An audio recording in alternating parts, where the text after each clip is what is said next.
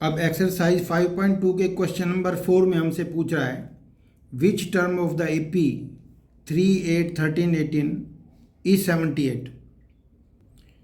जब कभी हमें एपी गिवन हो तो सबसे पहले हम एपी में जो मर्जी क्वेश्चन पूछ ले, पहले हम फर्स्ट टर्म और एपी के कॉमन डिफरेंस को कैलकुलेट कर लेते हैं। Common difference second term minus first term 8 minus 3, यानी डिफरेंस कॉमन डिफरेंस का आंसर हो गया 5 और फर्स्ट टर्म इसका ए जो है वो है 3। अब हमने मान लिया कि जो 78 है वो nth टर्म है इसका। हमने मान लिया कि जो nth टर्म इस एपी का है वो 78 है। अब हमसे क्वेश्चन पूछा है n की वैल्यू बताओ। n की वैल्यू पूछी है, जबकि जो जनरल टर्म हमें गिवन है वो nth टर्म हमें 78 गिवन है और nth टर्म का फार्मूला हमें मालूम है a plus n minus 1d is 78। अब a की वैल्यू हमें 3 पुट करनी है, ये रही a की वैल्यू, प्लस n तो हमें चाहिए n माइनस 1 और d की वैल्यू हमें पता है वो है 5 इज इक्वल टू 78। तो इसका सबसे बेस्ट मेथड हमने सीख रखा है n माइनस 1 इंटू 5, ये अपने पास रखेंगे लेफ़्ट साइड में और लेफ़्ट साइड में जो 3 है उसे ट्रांसफ़र करेंगे राइट साइड में। 78 माइनस 3 हो जाएगा तो वो वैल्यू होगी 75। अब हमें n माइनस 1 को कैलकुलेट करना है। n माइनस 1 जो है उसकी वैल्यू ये 75 को उधर जाके डिवाइड करेगा तो 75 डिवाइड बाई 5 1 जा 5 5 जा, तो n माइनस 1 का आंसर हमें 15 मिला। n का आंसर माइनस 1 उधर जाके ऐड होगा 15 में तो वो 16 आ गया। तो हमसे पूछा भी n की वैल्यू ही थी, तो n का वैल्यू 16 आने का मतलब है कि इस एपी का जो 16th टर्म होगा वो 78 आएगा। तो इस तरह से हम देख सकते हैं कि ये जो क्वेश्चन है ये भी इसी टेबल से रिलेटेड क्वेश्चन है। अब फिफ्थ क्वेश्चन के फर्स्ट पार्ट में पूछ रहा है कि इस एपी का यदि आखिरी टर्म 205 है तो 205 तक इस एपी में नंबर ऑफ टर्म्स कितने बनेंगे, यानी इसमें भी हमसे n का ही आंसर पूछ रहा है, जबकि an की वैल्यू 205 गिवन है। एपी जब भी हमें गिवन हो हम तो फर्स्ट टर्म a और कॉमन डिफरेंस d 13 माइनस 7 यानी 6, इन दो टर्म्स को कैलकुलेट कर लेते हैं जब भी एपी गिवन होगी। और जो आखिरी टर्म होता है उसे जर्नल टर्म बोलते हैं, हम nth टर्म बोलते हैं। तो nth टर्म की वैल्यू इसमें गिवन है हमें 205। अब हमसे n पूछ रहा है कि नंबर ऑफ टर्म्स बताओ यहाँ तक पहुँचने में कितने नंबर ऑफ टर्म्स पे किस पोजीशन पे 205 आएगा। तो nth टर्म का फॉर्मूला हमें मालूम है a plus n minus 1d, ये nth टर्म का फार्मूला अप्लाई कर दिया इज इक्वल टू 205, ये वैल्यू हमें गिवन है। अब हम a और d की वैल्यू पुट करेंगे। a का मतलब है 7 n माइनस 1 और d की वैल्यू हमें गिवन है 6 इज इक्वल टू 205। अब इसको कैलकुलेट करने का जो हमारा मेथड है वो तो यही है कि n माइनस 1 का 6 जा हम अपने लेफ्ट साइड में रखेंगे इक्वल 205 माइनस 7 लिखेंगे। 205 में से जब हम 7 माइनस करेंगे तो हम 198 मिलेगा हमें। 6 डिवाइड करेगा 198 को, n minus 1 is equal to 198 divided by 6, 6 3 जा 18 और 6 3 जा 18, यानी n की वैल्यू आ गई 33 प्लस 1 34। यही हमसे पूछा था कि इस एपी में कुल कितने टर्म्स हैं यदि आखिरी टर्म 205 हुआ तो हम कह सकते हैं कि इस एपी में कुल 34 टर्म्स बनेंगे अगर आखिरी टर्म हमने 205 को रखना है तो। इस एपी का जो फर्स्ट टर्म है हमारा वो 18 है और इसका जो कॉमन डिफरेंस है d वो 15 होल ऑफ 1/2, 31/2 में से माइनस करेंगे हम 18 को, तो इसका एलसीएम यदि 2 आएगा, 2 एलसीएम है 31 माइनस 18 2 जा 36 हो गया। तो कुल मिला के हमें -5/2 मिला। इसका डी नेगेटिव है, यानी ये वैल्यूज़ कम होती जा रही हैं, डिसेंडिंग ऑर्डर में नंबर्स लिखे हुए हैं। और हमसे कहा गया है कि -47 जब पहुंचेगा तो कौन सी पोजीशन पे पहुंचेगा, एन की वैल्यू पूछिए। अगर एनएच टर्म को उसने -47 कह दिया तो कहता है एन की वैल्यू बताओ। ये एक्सरसाइज 5.2 का फर्स्ट जो टेबल में 4 क्वेश्चंस किए हैं वही चल रहे हैं अब तक। ए एन का हमारा जो फॉर्मूला होता है वो a + n-1d होता है, इज इक्वल टू -47। ये तो ए एन का फॉर्मूला पुट कर दिया, इक्वल टू -47। ए की वैल्यू हमें 18 गिवन है, प्लस एन की वैल्यू हमें चाहिए, और डी की वैल्यू है -5/2 इज इक्वल टू -47। इसको कैलकुलेट करना है, इसमें से हमें एन को फाइंड करना है। तो n-1 इंटू -5/2 ये अपने लेफ्ट साइड में रखेंगे, और ये नंबर उधर शिफ्ट होके नेगेटिव हो जाएगा, नेगेटिव -47 और माइनस का ही 18 हो जाएगा। तो कुल मिला के 8 और 7 15, 4 और 1 5 और 6 65 हो गया माइनस का। अब हमें n-1 की वैल्यू पहले निकालनी है, तो n-1 की वैल्यू होगी हमारे पास माइनस का 65, ये 5/2 उधर जाके डिवाइड करेगा तो -2/5 से मल्टीप्लाई हो जाएगा। 5/2 से डिवाइड करना मतलब -2/5 से इंटू करना, एक ही बात है, नेगेटिव साइन तो साथ में ही जाएगा। फिर 5 के टेबल से ये कटेगा 13 पे, 13 2 जा 26 और प्लस का 26 हो गया। ये n-1 की वैल्यू है, हमें तो n चाहिए, तो 26 + 1 यानी 27। तो 18 15 होल ऑफ 1/2 इस तरह से डिक्रीज करते हुए जो AP पहुंचेगी -47 पे, तो -47 जो है ना 27th टर्म पे आएगा, इसकी पोजीशन है 27। अब क्वेश्चन हमसे पूछ रहा है कि हमें चेक करना है कि -150 इस AP के टर्म में आएगा या नहीं आएगा। -150 इस AP का टर्म है या नहीं है। AP जब गिवन हो हम तो एक ही काम करते हैं ना, A फर्स्ट टर्म को लिखते हैं और कॉमन डिफरेंस यानी 8 - 18, तो 8 - 18 करेंगे तो माइनस का 10 मिलेगा। तो D तो नेगेटिव भी हो सकता है, पॉजिटिव भी हो सकता है, फ्रैक्शन में भी हो सकता है, पॉइंट में भी हो सकता है। और हम मान लेते हैं कि ये nवां टर्म है इस AP का, तो हम मान लेंगे कि जो nth टर्म है वो -150 पे कहीं ना कहीं आएगा। अब हमें मालूम है कि AP के क्वेश्चंस में A, D और AN की वैल्यू नेगेटिव, पॉजिटिव, कोई rational number, real number system में से कुछ भी हो सकती है, लेकिन जो इसमें जो n का आंसर आता है वो हमेशा एक नेचुरल नंबर होना चाहिए। पोजीशन जो है फर्स्ट, सेकंड, थर्ड, फोर्थ इस तरह से पोजीशन होती है, तो n हमेशा ही कोई नेचुरल नंबर होना चाहिए। यदि n का आंसर नेचुरल नंबर से बाहर आ गया, नेगेटिव आ गया या रेशनल में आया, पॉइंट में आया, तो हम कह देंगे कि 1 - 150 जो है इस AP का टर्म नहीं है। अब AN का फॉर्मूला तो हमें मालूम है, A + n-1d ही लिखते हैं हम। अब यहाँ से हमें n निकालना है, क्योंकि D और A की वैल्यू तो हमें गिवन है।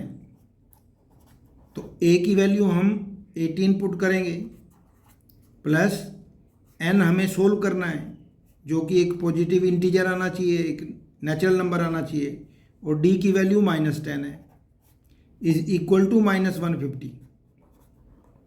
तो सबसे पहले तो हम 18 को उधर शिफ्ट करेंगे, n-1 into -10 is equal to -150, और माइनस का 18 हो जाएगा उधर शिफ्ट होके, तो नेगेटिव दोनों नंबर हैं तो माइनस का 168 बनेगा। 150 में 18 ऐड होगा, नेगेटिव नेगेटिव मिलके आपस में ऐड हो जाएंगे, तो माइनस का 168 हो गया। अब आप n-1 की वैल्यू निकालेंगे, तो 168 को डिवाइड करना पड़ेगा 10 से, -168 डिवाइडेड बाई -10। तो ये नेगेटिव नेगेटिव तो कैंसिल हो गया, तो n-1 का आंसर हमें मिल गया 16.1, पॉजिटिव 16.8 हो गया। जब हम 168 को 10 से डिवाइड करते हैं तो एक डिजिट छोड़ के पॉइंट लगा देंगे। अब n का आंसर तो ये उधर जाके ऐड होगा, 16.8 में जब 1 ऐड होगा तो 17.8 आ गया। लेकिन जो 17.8 है वो तो does not belong to natural number, ये तो नेचुरल नंबर से बिलोंग ही नहीं करता। और हमें मालूम है कि एपी के क्वेश्चंस में n की वैल्यू हमेशा नेचुरल नंबर से बिलोंग होनी चाहिए। इसलिए हम कह सकते हैं कि -150 जो है वो इस एपी का टर्म नहीं हो सकता।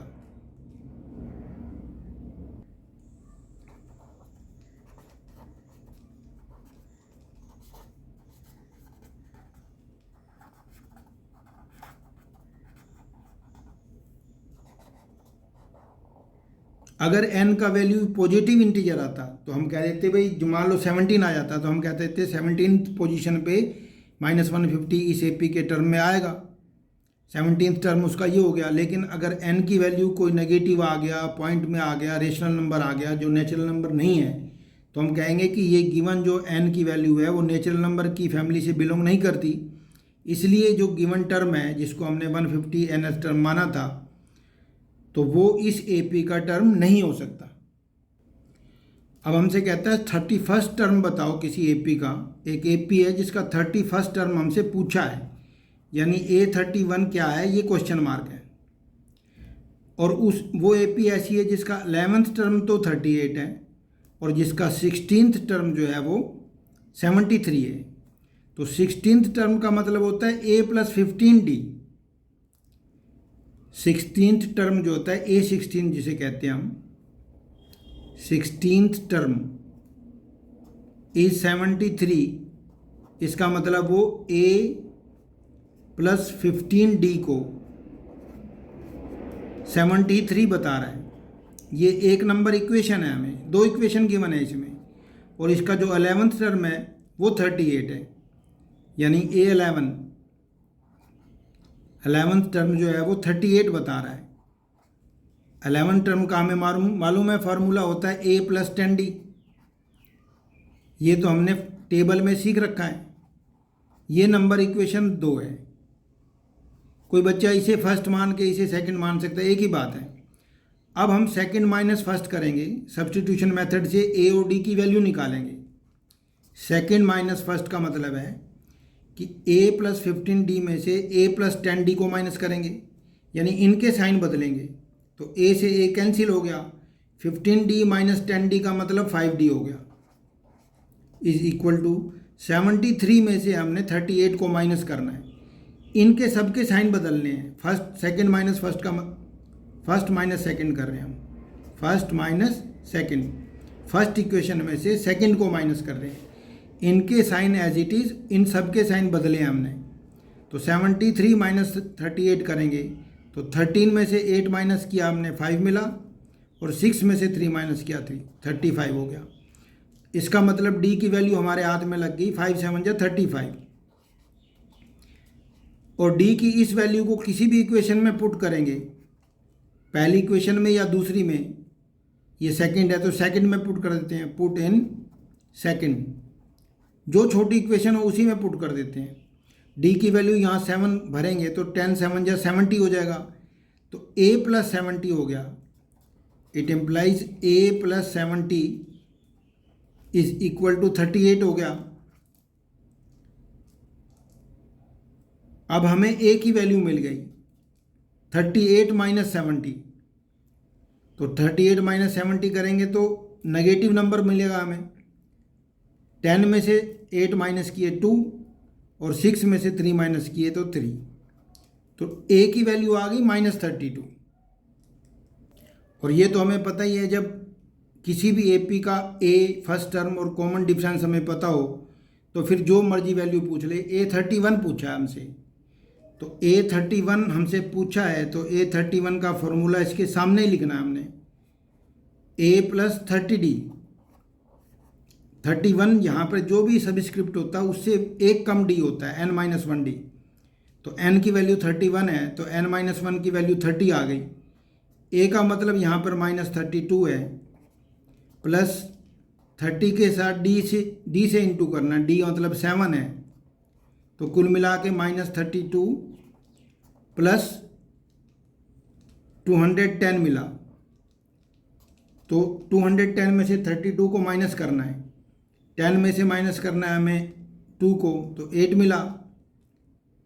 और यहाँ 10 में से 3 माइनस करेंगे 7, और ये 1 बच गया, यानी प्लस का 178 हमारा 31st टर्म इसका आएगा। अब 8th क्वेश्चन में हमसे कह रहा है कि एक एपी है जिसमें कुल 50 टर्म्स हैं। 50 टर्म्स का मतलब जो nth टर्म होगा उसका लास्ट टर्म, 50th टर्म उसका लास्ट टर्म होगा, और इसने आगे कहा है कि लास्ट टर्म्स 106 है, तो यानी A50 का आंसर 106 बता रहा है वो। इसके सॉल्यूशन में सबसे पहले हम यही लिखेंगे कि जो A50 है उसका आंसर 106 है। इससे फर्स्ट नंबर इक्वेशन बनेगी, इसे हम कहेंगे A प्लस 49D, इसकी वैल्यू है 106। ये इक्वेशन एक, तो इक्वेशन ये बन गई। अब दूसरी बात वो कह रहा है कि थर्ड टर्म इज 12, इसका जो थर्ड टर्म है, थर्ड टर्म का मतलब वो है A3 को वो 12 बता रहा है, इसका मतलब A प्लस 2D को 12 कहेंगे हम, और ये इक्वेशन नंबर 2 है। अब हम इन दो इक्वेशंस को जब सोल्व करेंगे तो हमें A और D की वैल्यू मिल जाएगी एलिमिनेशन मेथड से। फर्स्ट माइनस सेकंड करेंगे, अगर हम फर्स्ट इक्वेशन में से सेकंड को माइनस करने का मतलब इनके सबके साइन बदलेंगे। A माइनस A का मतलब A तो कैंसिल हो गया, 49D में से 2D माइनस किया तो 47D मिला, और 106 में से 12 को माइनस करना है हमें, तो 106 में से 12 माइनस करेंगे तो मिला हमें 94 मिला। अब यहाँ से हमें D की वैल्यू कैलकुलेट होके मिल जाएगी। ये 47 94 को डिवाइड करेगा, 47 2 जा होता है 94, तो D की वैल्यू मिल गई हमें 2। अब D की इस वैल्यू को किसी भी इक्वेशन में पुट करेंगे, छोटी इक्वेशन में पुट करेंगे, ये रही छोटी इक्वेशन, किसी में भी पुट करेंगे तो हमें A की वैल्यू मिल जाएगी।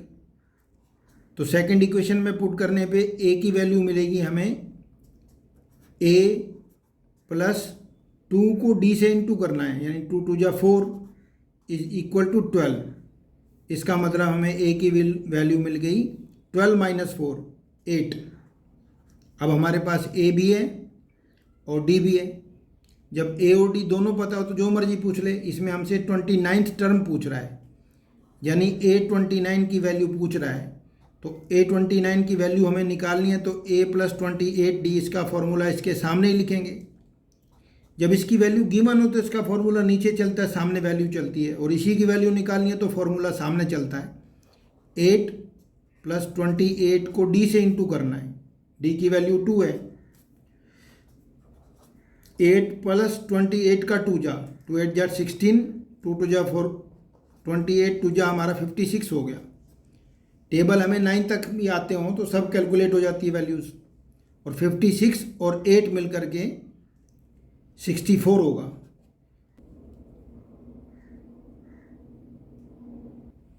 अब यहाँ कहता है कि थर्ड टर्म जो है किसी एपी का वो 4 है, और 9th टर्म जो है -8 है, तो कहता है कि कौन सा टर्म इसका 0 होगा। अब ये भी दो इक्वेशन सोल्व करनी है हमें। 9th टर्म गिवन है -8, तो 9th टर्म का मतलब होता है A plus 8D। 9th term की वैल्यू हमें गिवन है -8, ये नंबर 1 इक्वेशन गिवन है। इसको नंबर 2 में भी मान सकते हैं हम। इसको थर्ड टर्म है वो 4 है, इसका मतलब ये हो गया कि थर्ड टर्म का मतलब वो A प्लस 2D।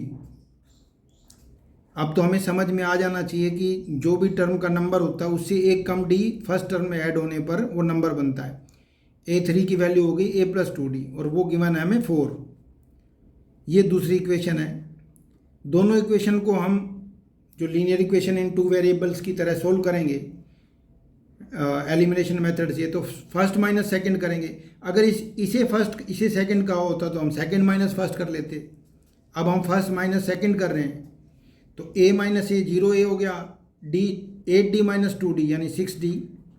6d की वैल्यू हमें -8 -4 यानी -12 मिला।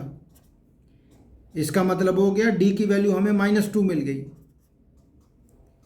d की वैल्यू को पुट करेंगे, किसी भी इक्वेशन में पुट कर सकते हैं। हम फर्स्ट इक्वेशन में पुट कर रहे हैं, सेकंड में कर लेते हैं, सेकंड छोटी है, तो d की वैल्यू -2 यहाँ भरेंगे। इसका मतलब ये हो गया a और 2 का -2 या -4 हो गया इज इक्वल टू 4। इसका मतलब है कि a की वैल्यू हमें मिल गई 8। तो ये वो AP है जिसका फर्स्ट टर्म 8 है और जिसका कॉमन डिफरेंस -2 है। अब हमसे पूछता है कि कौन सा टर्म जो है उसका 0 कहलाएगा। हम मान लेते हैं कि जो इसका nth टर्म है वो 0 है। अब हमें n का जो वैल्यू पॉजिटिव इंटीजर मिलेगा यानी नेचुरल नंबर मिलेगा उसको हम मान लेंगे। तो an का मतलब होता क्या है? an का मतलब a + n-1d होता है। ये जनरल टर्म का फॉर्मूला है, वो 0 बता रखा है, हम 0 लेना चाहते हैं। हम a की वैल्यू हम भरेंगे 8, a की वैल्यू ये रही, और प्लस n तो हमें सोल्व करना है, और d की वैल्यू हमने भरनी है -2, और सामने 0 बैठा रखा है। तो n-2 का -2 जा, n-1 का -2 जा इज इक्वल टू ये 8 उधर जाके -8 हो जाएगा। 0 -8 तो -8 ही होगा। -2 -8 को डिवाइड करेगा तो n-1 की वैल्यू +4 मिल जाएगी। -8 डिवाइड बाई -2 तो +4 हो गई। तो इसका मतलब जो n का आंसर है हमें 4 + 1 यानी 5 मिल जाएगा। यानी इस AP का फिफ्थ टर्म जो है वो 0 होगा। यही क्वेश्चन था। अब इस क्वेश्चन में कहता है 17th टर्म जो है AP का exceeds its 10th term by 7। इसको मैथमेटिकली लिख लेंगे कि जो 17th टर्म है A17 exceed it's 10th term, 10th term को 7 से एक्सीड करता है, मतलब 10th टर्म में 7 ऐड करेंगे तो हमें 17th टर्म मिलेगा। 17th term exceeds 10th term by 7 का ये मतलब है। अब हमसे कॉमन डिफरेंस का क्वेश्चन पूछा है, तो A17 का आंसर तो हमें पता है a + 16d होता है, और A10 का मतलब a + 9d होता है +7। अब a से तो a कैंसिल ही हो गया, इधर आके लेफ्ट साइड में पहुंचेगा तो ये नेगेटिव हो जाएगा, यानी 7d इज इक्वल टू 7 हो गया। d वाले टर्म्स को लेफ्ट साइड में शिफ्ट करेंगे, विदाउट d वाला राइट साइड में रहेगा। कैलकुलेट करना है हमने एक इक्वेशन को जिसमें d गायब है, तो d की वैल्यू हमें मिलेगी 7/7।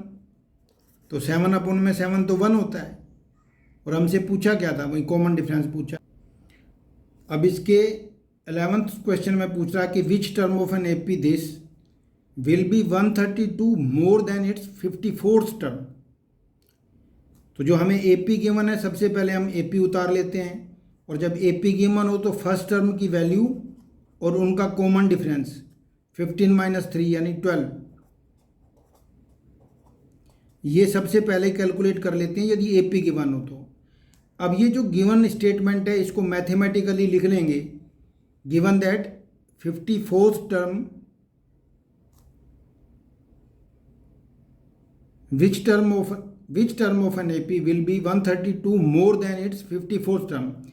यानी 54th टर्म में अगर हम 132 को ऐड करें तो AP का कौन सा टर्म हमारे हाथ में लगेगा। मान लो nth टर्म होगा, हमने मान लिया कि वो nth टर्म है जो 54th टर्म से 132 ज़्यादा है। ये क्वेश्चन है, ये एक इम्पोर्टेंट क्वेश्चन है, पेपर में कई टीचर सेलेक्ट करते हैं इसको, कई स्कूल में आता है ये।